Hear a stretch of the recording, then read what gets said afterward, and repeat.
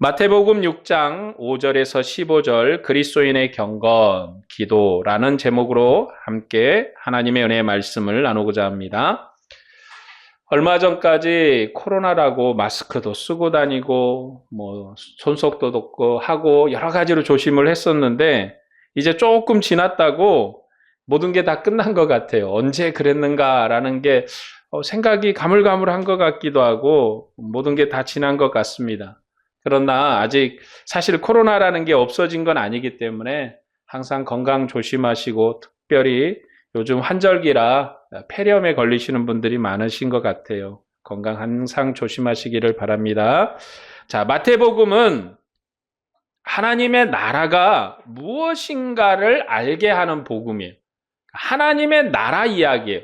그러니까 마태복음의 주제는 하나님의 나라의 이야기고, 예수님은 이 나라의 왕이시다라는 게 마태복음이 하고 싶어하는 이야기예요. 왜냐하면 마태복음은 유대인들을 위해서 기록이 되었거든요. 그런 유대인들이 기다린 게 뭐냐면 메시아고, 그 메시아는 다윗 왕과 같은 메시아였어요. 그런 그들에게 예수님이 메시아시며 다윗 왕보다도 더 탁월하고 또 위대하신 그런 왕이시다라고 가르치기 위해서 마태복음이 기록이 되었거든요. 그래서 마태복음에서는 하나님의 나라 이야기를 하고 있는 거예요. 하나님의 나라 이야기. 어떤 개인에 대한 얘기가 아니라 하나님의 나라 얘기예요. 그럼 마태복음이 말씀하는 하나님의 나라는 어떤 나라일까요? 하나님의 나라는 하나님께서 자기 백성과 함께 거하셔요. 그러니까 함께 사셔요. 함께 사시면서 통치하고 교통하는 나라. 함께 살고 통치하고 자기 백성과 함께 이야기하고 대화하는 것처럼 사시는 나라. 그게 하나님의 나라예요. 이런 하나님의 나라는 구약에도 있었어요. 그런데 그 하나님이 사시기는 사시는데 특정한 성소에서만 사셔요. 성소에 가야지만이 하나님을 만날 수 있어요. 그런데 그 집에 들어갈 때도 아무나 들어가지 못하고, 하나님의 예배의 자리에 나갈 때도 부정한 자는 못 나가고 정결한 자만 나가고, 또 거기에 나가서도 하나님의 지성소에는 제사장만 들어가요. 하나님의 성소 안에는 제사장만 들어가고, 그리고 또 하나님의 법궤가 모셔져 있는 지성소가 있는데 그 자리는 또 제사장도 못 가요.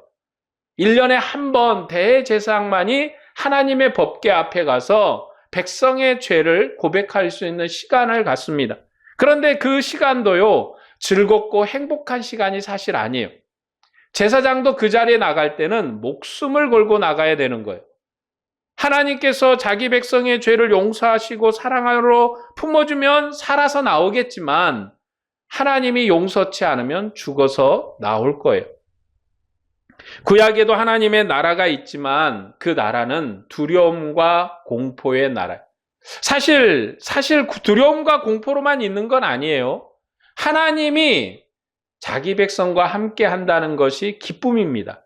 즐거움이에요. 그러나 그 함께함이 완전한 함께함이 아니에요. 완전한 생명의 교제가 아니에요. 완전히 한 집에서 사는 그런 개념이 아니에요. 그런데 이제 예수 그리스도께서 우리에게 오셔서 주신 하나님의 나라, 아들이 왕이 된 이 나라는요, 구약의 나라와는 완전히 다른 나라예요. 구약에는 성소에만 하나님이 계시고 그곳에 가야지만 하나님을 만날 수가 있었어요. 근데 신약의 교회는요, 교회에 하나님이 계시지 않아요. 그럼 하나님 어디 계실까요? 여러분의 마음속에 계시는 줄로 믿습니다. 하나님이 우리 안에 계세요. 하나님이 우리 안에 하나님의 나라를 삼으시고 하나님의 성전을 삼으시고 하나님의 성령이 우리 안에 거하셔서 우리와 함께 동행하시고 우리와 함께 사세요. 그렇기 때문에 하나님이 24시간 365일 우리의 평생의 인생에 함께 동행을 해요. 그러니까 우리가 더욱 거룩해야 되고 진실해야 되고 하나님의 말씀대로 살아야 될 이유가 거기에도 있습니다. 구약의 나라와 비교해 보면 완전 다른 나라잖아요. 구약의 나라는 하나님의 나라라는 건 똑같은데 하나님이 왕궁에만 있어요. 왕이 왕궁에 가야지만 만날 수가 있어. 그런데 그 왕을 만나도 아무나 만날 수가 없는 거예요. 그 나라에 특별하게 높은 사람들만 만나고 백성은 만날 수가 없죠. 그런데 신약에는 예수님께서 그런 나라를 만드신 것이 아니라 하나님의 영을 모든 사람에게 충만하게 붓습니다. 성령이 우리 안에 계세요. 성령이 우리 안에 계신다는 건요, 하나님이 내 안에 계시고 내가 하나님 안에 있는 거예요. 하나님이 내 안에, 내가 하나님 안에. 그러면 너희가 무엇이든지 구하라. 너희 아버지께서 들으시고 응답하시리라. 이거를 우리가 노력하고 힘쓰고 애써야지 하나님 안에 들어가고, 우리가 열심히 살아야 하나님의 나라에 하나님의 은혜 가운데 들어가는 것이 아니라 하나님이 우리에게 사랑의 은혜로 주신 거예요. 그래서 하나님이 내 안에, 내가 하나님의 안에 있는 그 나라가 우리에게 열린 거예요. 이게 마태복음이 우리에게 가르치는 하나님의 나라고, 이 하나님은 자기 백성의 안에 거하시는 하나님께서 통치하시고 교통하는 나라인 거예요. 마태복음 6장은 하나님의 나라 경건에 대해서 말씀하십니다. 하나님의 나라 경건은 하나님 백성이 하나님과 교통하는 삶을 사는 경건이에요. 그러니까 우리가 하나님과 어떻게 살아갈까, 그 어떻게 살아갈 것인가에 대한 이야기예요. 그래서 뭘 얘기하냐면 구제에 대해서, 재물 관리에 대해서, 기도에 대해서, 금식에 대해서 말씀합니다. 하나님께서 그의 백성에게 명령하신 이러한 것들은 경건의 중심이에요. 이것만 경건이다 하는 게 아니라 이 경건이 중심이라는 거예요. 자, 구제는 하나님께서 그의 백성을 하나 되게 하는 율법이었어요. 그러니까 구약 때도 구제는 있었어요. 여러분, 구약의 율법에도 구제가 있었는데 그 구제는 뭐냐? 자기 백성을 하나 되게 하는 거예요. 하나님께서 구제의 율법으로 가나안 땅에서 하나님이 주신 유업을 함께 누리는 백성으로 하나가 되게 하셨습니다. 하나님께서 광야에서 많이 거둔 자나 적게 거둔 자나 부족함이 없이 같은 만나를 먹게 하심으로 하나님의 백성이 되게 하셨어요. 그러니까 가나안 땅에서는요, 공산당이었어요. 사회주의였어요. 없는 자도 부족할 것이 없고 많이 가진 자도 더 풍성할 것이 없는 삶. 하나님이 그런 삶을 주셨다고요. 그래서 가나안에 들어가기 전에 광야에 살 때는 이스라엘 백성이 만나를 거두어서 살았는데, 만나를 거두어 살면서 내가 욕심을 내가지고 많이 가져가 와야지 하고 이틀치 3일치를 다 거둬서 이제 하루 먹고 그 다음날 되면 어떻게 됐어요? 다 썩어가지고 먹을 수가 없었어요. 그러니까 하루만 딱 먹고 나면 다 버려야 되는 거예요. 못 먹는 거예요. 하나님이 그런 시대를 살게 하신 것은 사람이 먹을 것, 빵으로만 사는 것이 아니라 하나님의 말씀으로 사는 것을 이스라엘 백성을 가나안 땅에 들어가기 전에 광야에서 훈련하신 거예요. 훈련. 자, 그렇게 훈련하셔서 가나안 땅에 들어가게 했잖아요. 그러면 이스라엘 백성이 광야 40년 동안 훈련받은 대로 살아야 돼요. 부자는 가난한 자를 돌봄으로 그들의 소출을 나눔으로써 가난한 자와 부자가 함께 먹고 사는 사회, 함께 즐거워하는 사회. 그래서 하나님께서 수확물을 드릴 때도 하나님의 집에 부자들만 모여서 먹고 즐거워하는 것이 아니라 가난한 자도 초대해서 함께 먹고 즐거워하는 믿음의 공동체. 그리고 이스라엘 백성은 3년마다 11조를 가난한 자에게 주어서 온 성에 굶어 죽는 자가 없게 만드는 사회. 이것이 구약의 교제입니다. 이게 구약의 모습이에요. 그러나 신약의 교회는 떡의 공동체로 구제하는 교회. 교회는 주님의 몸에 참여하는 떡을 떼는 모임입니다. 사도행전에서도 보면 부자들은 교회를 위해서 헌신하였어요. 그러니까 자기 집을 팔고 땅을 팔아서 교회 앞에 갖다 주면 이것을 사도들이 가난한 자, 고아, 가부들에게 나눠줘서 생명의 공동체가 하나 되도록 했습니다. 그러니까 이게 교회 헌금 목적은요, 예배당을 크게 짓는 게 사실은 본질이 아니고 성도를 돌보는 게 본질이에요. 왜냐하면 성도가 교회예요. 우리가 교회예요. 사람이 교회예요. 사람이 먹고 사람이 즐거워하고 함께 예배하는 공동체를 만들어야지, 예배당만 화려하게 의리하게 지어놓으면 그러고 나서 성도는 굶어버리면 그거는 예배 공동체가 아니잖아요. 우리가 무엇을 먼저 해야 되는가? 예배당을 물론 교회가 유지되고 예배를 드리고 한 모임으로 만들기 위해서 분명히 예배당이 있어야 되는 건 맞습니다. 왜냐하면 예배당이 있어야 모일 장소가 있는 거죠. 그러나 본질적으로 예배당을 우리가 100억을 들여서 지을 수 있어. 그런데 굶는 형제가 있어요. 그러면 좀 작게 50억 들여서 짓고 50억은 가난한 형제와 함께 나누면 어떨까? 여러분, 그러면은 가난한 형제도 아름답게 되고 교회도 아름답게 되지 않을까? 그러니까 교회 공동체도 구제를 하는데 어떻게 구제를 하는가? 생명의 공동체로 하나 되도록 구제하는 거예요. 교회에 굶는 자가 있으면 돌보고 그들에게 어려움을 함께 나누고 한 번만 먹여서 굶는 게 아니라 어떻게 구제할까? 그러니까 교회는 구제 공동체. 그래서 구제는 주님께서 몸을 내어주신 교회를 부욕해 하신 은혜의 일에 동참하는 거예요. 그러니까 우리가 주님의 일을 한다, 교회를 한다 그러면 많은 사람들은 전도하고 예배당 청소하고 물론 이게 주님의 일이 아니다 이런 얘기는 아니에요. 그러나 본질적인 건 형제를 돌보는 것, 구제하고 우리가 그들의 먹을 것을 공급하는 게 이게 주님의 일을 하는 거예요. 주님의 일을. 주님께서 그 의를 기억하셔서 항상 은혜롭게 하실 줄로 믿습니다. 그러니까 주님이 기억할 일을 하세요. 예배당 청소는요, 딴 사람이 해도 돼요. 목사가 해도 되고, 좀 지저분해도 돼요, 사실.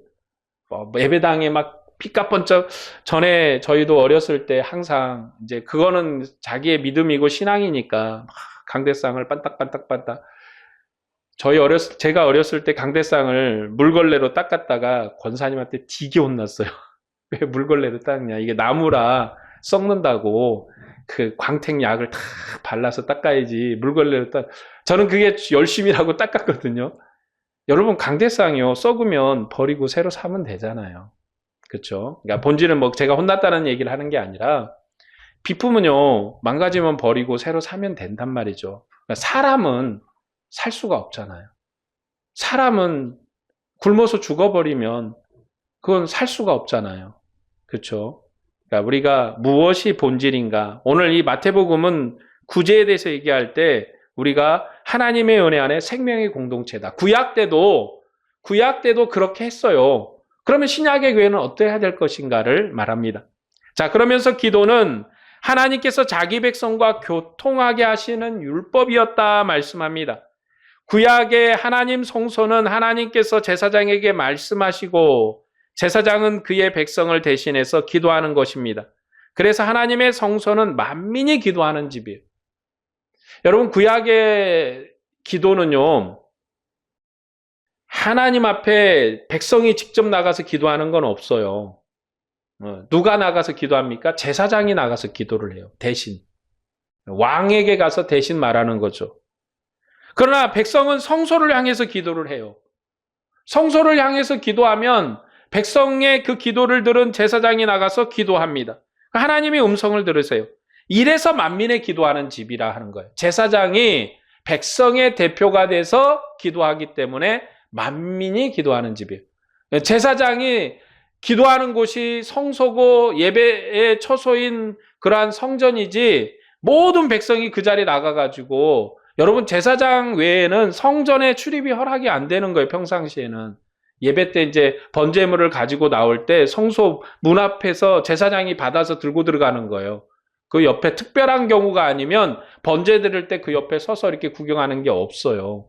그렇죠? 성소 밖에서 예배하는 건 백성에게 허락된 거고 제사장만 성소 안에서 이 성전 안에서 예배가 허락이 돼요. 그리고 성전이 그렇게 크지도 않아요. 그 자리에 백성이 다 몰려가가지고 하면은 설 자리도 없다고요. 특별히 의자 놓고 앉는 것도 아니고. 그렇기 때문에 이 성소가 만민이 기도하는 집이 되는 것은 제사장이 이스라엘 백성을 대표해서 기도하기 때문에 그렇습니다. 성소에서 기도할 수 있는 사람은 제사장이에요. 백성은 성소를 향해서 기도합니다. 성소를 향해서 기도함으로 하나님과 관계를 회복하게 되고 하나님께서 그들의 기도에 응답하셔서 언약하신 대로 복을 주세요. 이게 구약의 기도예요. 그럼 오늘 신약의 기도는 우리가 어떻게 합니까? 목사가 기도해야지만이 하나님이 들으시나요? 아니요. 여러분이 기도해도 다 듣고 계세요. 여러분, 목사의 직임이 하나님의 은혜로 여러분을 가르치는 일을 하는 거죠.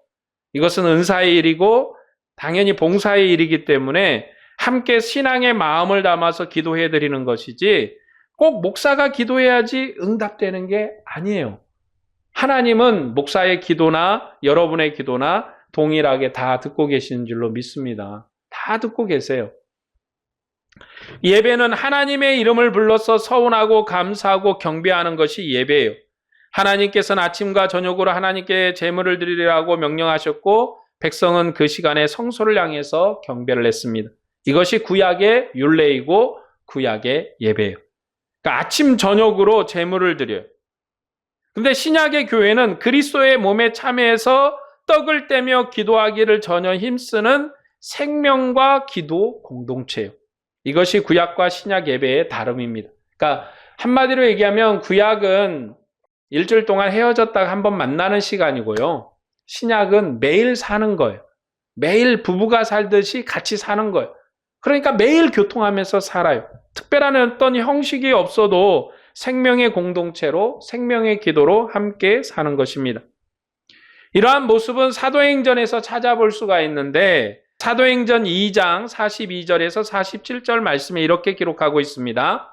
그들이 사도의 가르침을 받아 서로 교제하고 떡을 떼며 오로지 기도하기를 힘쓰니라.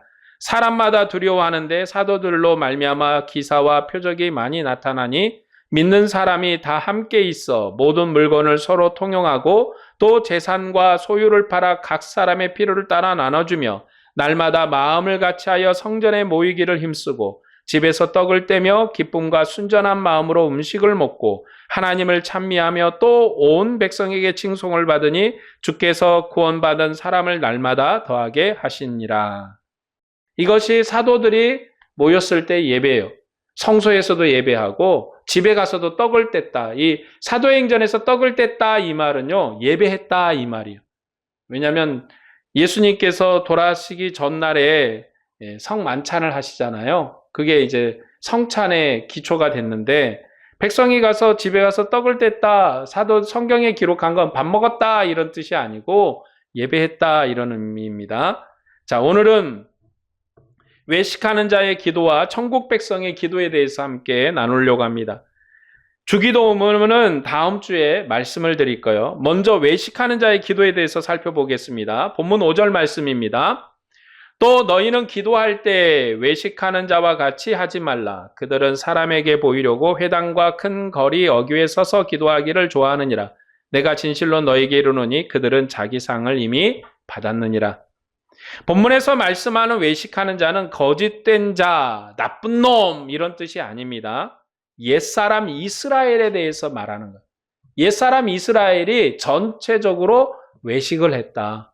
옛사람 이스라엘이 왜 외식이 가능한가에 대해서 우리가 이제 생각하려고 하는 거예요. 그러니까 여기서 우리는 외식하는 사람 그러면 이제 외식이라는 말이 밖에 나가서 밥 먹었다 이런 뜻이 아니에요.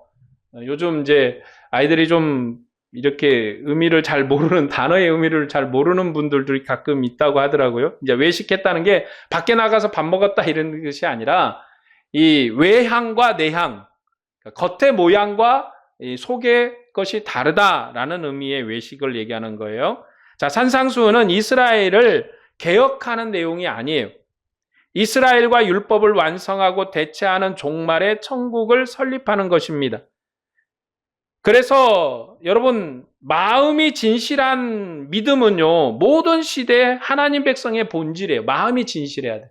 그러니까 왜 이스라엘은 마음이 진실하지 못하면서도 하나님을 믿는 백성으로 가능했는가라는 얘기를 하려고 하는데 사실 이스라엘의 구약 백성이나 우리나 하나님을 향한 진실한 마음은 같아야 돼요. 그게 우리가 주님을 향한 성도로서의 본질의 마음이에요. 여러분 우리가 하나님을 하나도 사랑하지 아니하고 예배 자리 나온다고 해서 하나님이 우리를 사랑하는 자로 여기지 않으세요. 목사에게 눈에 들 수도 있고 성도의 눈에 들 수는 있어도 진실로 하나님의 눈에는 들 수가 없는 거죠. 그러나 구약은요, 그런 방식이 아니었어. 진실한 마음이 없어도 예배가 가능했다. 그러나 이제 주님께서 오셔서 진실함이 없이는 예배하지 못하는 시대를 우리에게 선물해 주셨어요. 그게 은혜의 시대입니다. 그러니까 천국 설립식인 산상수훈에서는 외식하는 자는 거짓된 자가 아니라 종말의 천국 백성과 비교가 되는 옛사람 이스라엘에 대한 이야기입니다. 성전에서 제사하는 시간에 이스라엘 백성은 성소를 향해서 경배를 했어요. 예배에 쳐서서 기도하며 많은 백성과 함께 기도하기를 좋아하는 것은 참된 이스라엘의 경건입니다. 그러니까 예배에 처소에 나가서 기도하고 사람들과 모여서 기도하는 것은 이스라엘의 당연한 거였어요. 율법을 맡은 자는 이렇게 기도하는 자를 율법대로 의롭다고 그렇게 칭찬을 해주고 영광을 주어서 높였습니다. 그러니까 무슨 얘기냐면 자기가 기도를 하는데 골방에서 기도하면 안 되는 거예요. 이스라엘은 사람들이 있는데 와서 기도해야 돼. 큰 소리로. 사람들이 볼 거 아니에요. 들어야 될 거 아니에요. 아, 저 사람 기도하는 사람이다. 저 사람 참 좋은 사람이다. 이렇게 딱 율법을 맡은 사람이 판단을 하는 거예요. 왜냐하면 율법은 사람의 몸을 그리고 사람의 행동을 판단하는 법이기 때문에 그래요. 그런데 아무리 참된 기도자라고 할지라도 내가 정말 하나님 너무 사랑해. 그럴 때 하나님의 사랑을 깨닫고 보니까 부족해. 그래서 은밀하게 기도하면 그리고 율법이 정한 시간에 나와서 기도하지 않으면 그는 율법을 맡은 사람에게 정죄를 받아요. 구약에서는 그런 거예요. 내가 하나님 너무 사랑해. 그런데 내가 저 골방에서 기도하면 듣겠지 하고 기도하면 율법을 맡은 이 서기관이나 그리고 제사장한테 혼이 나는 거예요. 너 왜 예배 시간에 안 나왔냐? 기도 시간에 왜 안 나왔냐? 여러분, 지금 이슬람이 하루에 3번씩 메카를 향해서 기도한다고 그러잖아요. 뭐 아침에 도르자리를 깔고 기도하고. 그건 우리나라에 와서도 마찬가지. 전에 그 도금업을 하시는 집사님을 아셨는데, 이제 파키스탄이나 이런 데서 오는 애들을 이제 고용을 했어요. 그러니까 파키스탄이 이슬람을 믿거든요. 걔네들은 아침에 이제 점심 먹고 뭐 특별한 시간에 기도해요. 그 해주게 해야 된대요. 그러면 일을 못 하니까. 하게끔 한대요. 집사님인데도.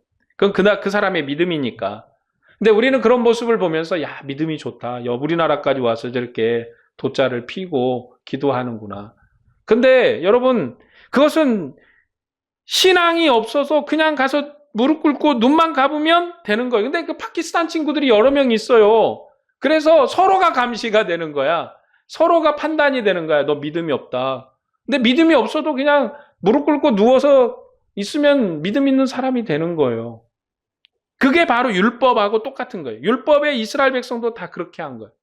그러니까 물론 진실한 유대인들, 아까도 얘기했듯이 구약의 이스라엘 백성이나 우리나 진실한 마음은 같은 거예요. 같은 믿음으로 해야 되는데 그런 진실함이 없이 행함이 있었다는 거예요. 특별히 어느 시대에 그랬는가? 선지자 후기 시대 때, 이스라엘이 멸망하기 직전에 엘리야나 이사야가 활동했을 때 그런 일들이 많이 있었습니다. 그래서 아무리 참된 기도자라도 은밀하게 하면 안 된다는 거예요. 왜냐하면 율법이 육체 예법이기 때문에 육체로 판단하는 것입니다. 율법의 경건은 율법을 맡은 사람에게 판단을 받아야지 경건해지는 거예요. 나 혼자 경건하다, 나 혼자 진실하다 스스로 판단하는 게 아니라 율법을 맡은 사람이 판단해 줘야 돼요. 지금으로 얘기하면 목사가 당신은 거룩합니다 하고 도장을 찍어서 참 잘했어요 도장을 딱 찍어줘야 잘한 거예요. 그래서 거짓된 자가 외식하는 경건이 가능했던 거예요. 거짓된 자가 율법이 정한 시간과 장소에서 많은 사람이 보는 가운데 그게 길게 기도하면 그는 사람으로부터 율법대로 의롭게 행했다는 영광을 받았습니다. 그래서 많은 선지자가 그들의 거짓된 경건을 경고를 했어요. 선지자들이 말한 거짓된 경건은 진짜로 문자적 의미로 거짓되고 외식한 행동이 가능했던 자들입니다. 예수님께서는 종말의 천국 왕으로 율법을 따라 행하는 외식하는 기도와 대조되는 천국 백성의 기도를 가르쳤어요. 마태복음은 예수님께서 이전 율법의 경건을 외식하는 경건이라 기록하는데 이것은 절대적인 판단이 아니라 종말론적인 판단입니다. 구원 역사의 완성에서 바라보는 판단이에요. 그러나 이스라엘 백성이 그렇게 사는 것, 외식이지만 그렇게 사는 것은 그들의 경건이었고 그들의 기쁨이었고 그들에게 충분히 했던 거예요. 충분히 했던 거예요. 그러나 선지자들이 이제 지적한 것은 하나님 여호와를 사랑하는 마음이 없으니까 자꾸 하나님을 떠나거든요. 그러면서 자꾸 그들이 예배자라고 스스로가 생각을 하는 거예요. 그걸 버려라.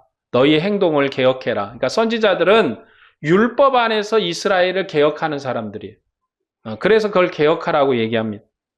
그러나 이제 예수님께서는 이스라엘뿐만 아니라 구약 율법에 속한 모든 사람이 외식했다고 판단하시는 거예요. 그 외식이 왜 가능했는가?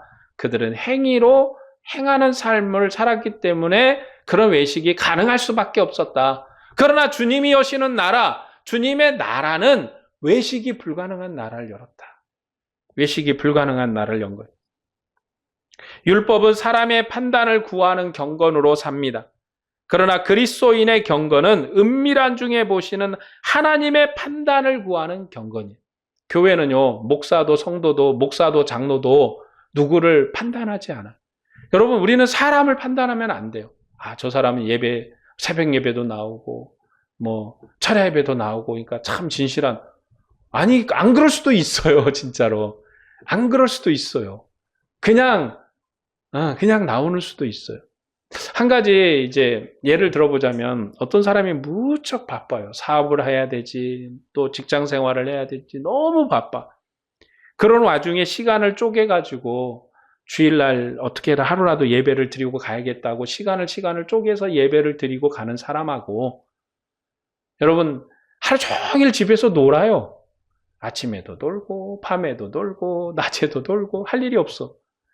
그래서 낮에 충분히 자고 새벽 예배도 나오고 충분히 자고, 물론 믿음이 없다 이런 뜻은 아니에요. 그런 뜻은 아닌데, 그리고 이제 새벽 예배 나오고 다 예배 때마다 빠지지 않고 나와요. 그 안에 믿음이 있겠죠. 그런데 사람들은 볼 때 예배에 빠지지 않고 나오는 이 사람을 보면서 신앙이 좋다고 얘기를 해요. 정말 새벽 예배도 잘 나오지, 수예배도 잘 나오지, 잘 나온다. 그러나 주일 예배만 딱 드리고 도망가듯이 막 바빠서 가는 사람, 저 사람 보면서 예배 진실하지 않다라고 사람들이 얘기할 수도 있어요. 그러나 하나님은 무엇으로 판단할까? 무엇으로 판단할까? 하나님이 판단하실 거예요. 정말 나는 시간이 없어. 너무 사업이 바빠. 너무 직장의 일이 너무 바빠.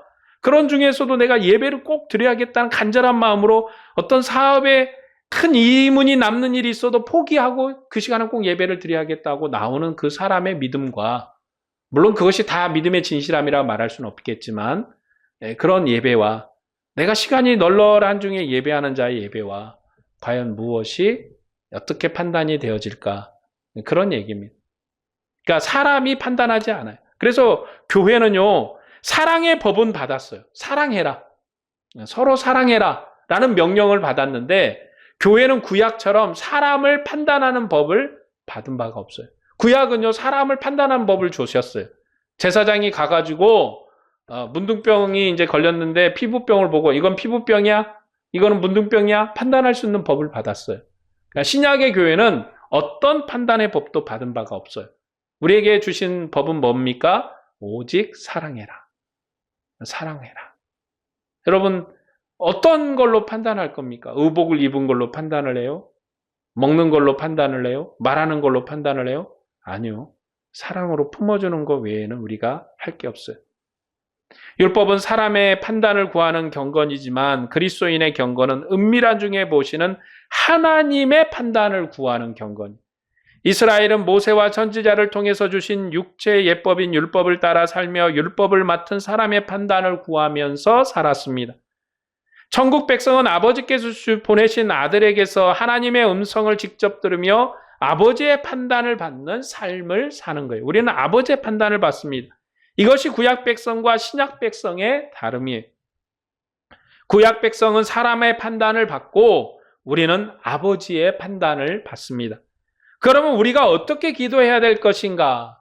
우리는 무엇으로 기도해야 될 것인가? 본문 5에서 8절 말씀입니다. 너는 기도할 때 내 골방에 들어가 문을 닫고 은밀한 중에 계신 내 아버지께 기도하라. 은밀한 중에 보시는 내 아버지께서 갚으시리라. 또 기도할 때 이방인과 같이 중언부언하지 말라. 그들은 말을 많이 하여야 들으실 줄 생각하느니라. 그러므로 그들을 본받지 말라. 구하기 전에 너에게 있어야 할 것을 하나님 너희 아버지께서 아시느니라. 자, 여기 보면 골방 기도가 있고 중언부언하는 기도가 있습니다. 문자적 의미로 다 받으면 안 돼요. 골방에 들어가라니까 우리 이제 맨날 그러면 교회는요 맨날 기도실을 골방을 만들어야 돼요. 막 이렇게 쪼개가지고 하나씩 만들었는데 그렇게 문자적으로 받으면 안 됩니다. 자, 이것은 뭐냐? 외식하는 이제 이스라엘의 기도와 대조되는 의미예요. 대조. 비교가 되는 의미예요. 자, 율법을 맡은 사람들은 그 율법의 시대에는 사람의 판단을 받기 위해서 거리에서 기도를 했어요. 사람이 모인 데 가서 기도를 했어요. 사람에게 보여야 판단을 받을 수 있잖아요. 여러분, 내가 아무리 집에서 기도한다고 그 사람이 우리 집까지 찾아와가지고 율법 선생들이 찾아와서 판단해 줄 수가 없잖아요. 그러니까 길거리로 가야 돼요. 사람이 모인 데로 가서 기도해야 판단을 받을 거예요. 아니겠습니까? 그렇게 보여야 되는 거예요. 그리고 자신이 무슨 기도를 하고 있는지 반복해서 말해야 돼. 큰 소리로. 큰 소리로. 내 기도를 들어라 하고 얘기를 해야 돼요. 그러니까 이스라엘은 길거리 어귀에서 막 기도하는 거예요. 사람들이 보인 데서 기도하는 거예요. 중언부언한다는 말은 하나님을 설득하는 거예요. 하나님 설득. 사람들이 자기 기도의 내용을 듣고 그들이 판단하여서 영광스럽다 칭찬을 받아야 되는 거예요. 그래서 골방에서 기도하고 중언부언하지 말라는 의미는 문자적인 것이 아니라 구약의 외식하는 자의 기도와 비교가 되는 것입니다. 그러면 신약에서는 이 신약 성경에서는 사람들이 드릴 수 없도록만 기도를 했는가? 여러분 신약 성경에서 보면 사람들이 다 골방에 가서 기도했는가? 당장 주님께서도 겟세만 동산에서 제자들에게 보고 들을 수 있을 만큼의 거리에서 기도를 했어요. 어떻게 알아요? 여러분 제자들이 다 들었어요. 주님의 기도를. 주님이 뭐라고 기도했습니까? 아버지여 이 잔을 내게서 옮길 수만 있거든 옮겨주시옵소서. 겟세만의 기도잖아요. 네. 아버지 옮겨주세요 하고 기도했더니 제자들이 탁 듣고 성경에다 썼어요. 골방에 가서 기도하라며. 주님이 그렇게 가르치고 주님이 제자들한테 자기 기도를 다 들려주셔서 아버지. 그래서 어떻게 기도했냐? 피가 땀방울이 죄송해요. 땀방울이 피가 되도록 기도했다. 제자들이 또 봤어. 주님이 기도하는 거를. 그것도 한 번만 한 것이 아니라 3번이나 반복했다. 안 맞잖아요. 자, 베드로 사도께서는 지붕에 올라가서 기도를 했어요. 베드로 사도가 지붕에 올라가서 기도했다는 것을 사도행전을 기록한 마가가 본 거예요. 마가가 지붕에 올라가서 기도하더라. 사도 바울께서도 교회를 위해서 밤낮으로 기도했고 항상 기도하라고 기도문을 편지에 기록해서 교회에 주셨습니다. 또한 쉬지 말고 기도하라고 교회에게 공고했습니다. 그래서 교회는 함께 모여서 기도를 했어요. 성령이 임한 마가의 다락방에서도 성도들이 함께 모여서 기도했습니다. 마가의 다락방에 150명의 문도들, 150명의 성도들이 모였는데 함께 모여서 기도했잖아요. 지금도 교회는 사람들이 알아들을 수 있도록 예배 시간에 기도해요. 우리 예배할 때 기도하고 또 설교할 때도 기도하고 그러면 여러분이 딱 듣고 아멘 하잖아요. 아멘. 네, 그렇죠. 알아듣게끔 기도합니다. 이처럼 골방 기도는 기도 전용실에서 하라는 기도나 마음의 골방에서 기도하라는 의미가 아님을 알 수가 있어요. 이것은 율법의 해당과 거리에서 기도하는 것과 비교되는 골방 기도예요. 주의할 것은 골방 기도가 은밀한 중에 보신 아버지께 기도하는 것인데 개인의 경건에 관한 것도 아닙니다. 자, 은밀한 중에 기도하는 것은 개인의 경건이 아니에요. 사람이 듣고 판단하는 율법의 해당과 거리에서 기도하는 것과 대조되는 종말의 천국 백성의 기도인 거예요. 그러니까 사람의 판단을 구하지 마라. 핵심적인 내용은요, 이거예요. 사람의 골방에 들어가서 기도하지 말라는 건요, 사람의 판단을 구하지 마라. 사람의 판단을 구해서 영광을 얻으려고 하지 말고 하나님 앞에 기도하라. 자, 중언부언 기도는 많은 말로 하나님을 설득하는 이방인의 기도입니다. 성경에서도 대표적인 예가 갈멜산에서 엘리야가 대적했던 바알 선지자들의 기도가 있습니다. 바알 선지자들은 바알을 설득하기 위해서 바알을 반복해서 불렀어요. 바알 선지자들이 바알의 신을 설득하는 거예요. 그뿐만 아니라 자기의 몸을 해하면서까지도 기도를 했어요. 그것은 자기를 상처를 내면서까지도 바알이라는 신에게 설득하는 거예요. 바알의 신이 움직이라고. 근데 우리도 그런 게 있잖아요. 비나이다, 비나이다. 우리 반복적으로 비나이다, 비나이다 하면서 그렇게 기도해요. 여러분, 무당도요, 신을 설득해요. 신을 설득해가 신을 움직이려고 하는 거예요. 그게 이방 기도의 특징이에요. 율법의 기도도 해가 지도록 죄를 무릅쓰고 반복해서 기도했고 기간을 정해서 소원하여서 기도했습니다. 예수님께서는 이방인과 율법 백성의 기도와 같은 기도를 하지 말라고 말씀한 것입니다. 이스라엘에 그러한 기도를 하지 말라고 가르칩니다. 그러므로 우리는 주님의 백성으로서 하나님의 뜻을 구하는 기도를 해야 되는 거예요. 하나님의 뜻이 무엇입니까? 내가 무엇을 하길 원하십니까? 그러니까 하나님을 설득해가지고 이거 해주세요라고 하는 기도가 아니라 하나님을 뜻을 구하는 거예요. 어떤 방향으로 갔으면 되겠습니까? 우리가 어려운 일이 있고 힘든 일이 있는데 어떤 방향으로 해결을 하길 원하십니까? 어떤 방향으로 우리가 나가길 원하십니까? 주님, 나는 무엇을 할까요? 나는 어떻게 일을 할까요? 구하고 찾고 하나님의 뜻을 온전히 존중하는 기도. 그게 우리의 기도예요.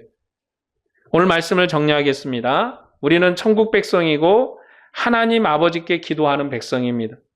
그런데 주의할 점이 있습니다. 누가복음에서 아버지께서는 자녀의 필요를 아시며 구하기 전에 공급하신다고 말씀합니다.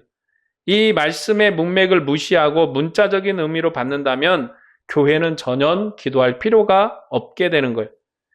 주님께서 낙심하지 말라고 기도하라고 가르치신 누가복음의 기록은요, 산상수훈의 문맥과는 다른 것입니다.